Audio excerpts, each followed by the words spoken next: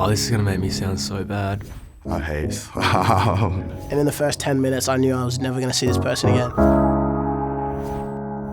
My worst date was at a frozen yogurt place with this guy, and he was just really controlling, and he basically just made my yochi for me. He was trying to be all cute and being like, oh no, here. And I was like, I don't know, like, no, all good. And he's like, no, take it. I don't know what he was trying to do or trying to get out of that situation if he thought it was really cute, but it wasn't. I was just sitting there with my frozen yogurt, not even enjoying it. So yeah.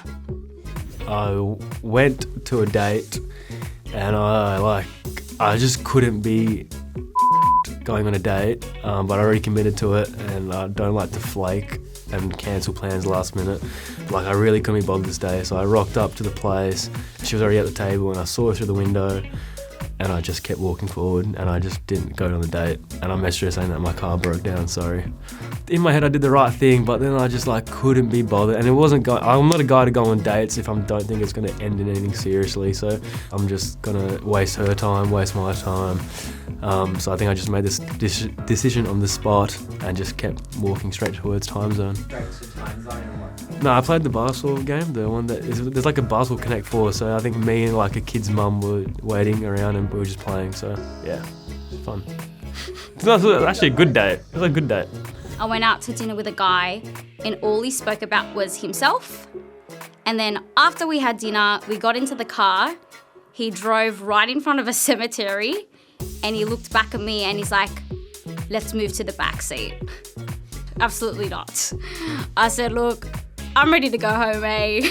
Probably one of my worst hard date stories is when I drove down the coast a couple of years ago now and matched with a girl on Tinder, and it was a total catfish. And I was just too nice to just drive away and leave her. But and ended up just hanging out with her for half an hour.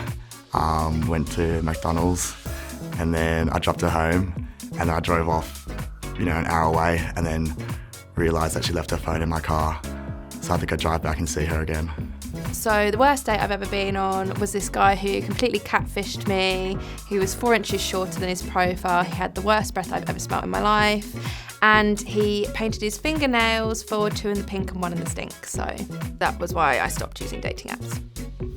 Yeah, look, everyone I think has been on a few dates, and I have as well, where I have no connection with the person. Sometimes that other person has the connection with you, and you just don't know how to say that you don't, which is a bit awkward. That's happened from time to time.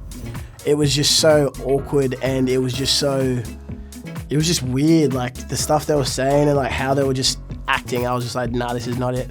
Pet peeves, a lot of pet peeves they did, loud eating. I can't do loud eating, small noises and just being weird as a person.